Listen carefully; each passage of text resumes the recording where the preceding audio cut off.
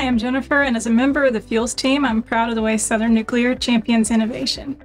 I'm Bradley, and one of our latest examples of innovation occurred at Plant Farley, where we partner with Westinghouse to develop additively manufactured bottom nozzles to protect our fuel supply. The bottom nozzles reduce the risk of debris-induced fuel failures, which when left unchecked can have significant consequences. Westinghouse PWR fuel performs really well with respect to debris leakers.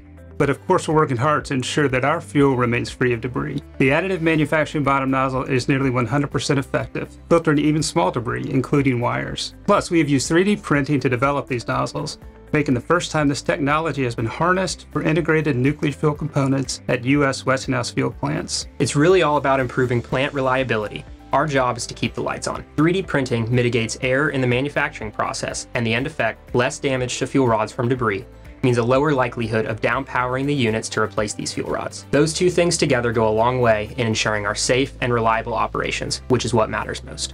We're grateful to the entire team who has made this possible, and we're excited to see the long-term impact in the industry.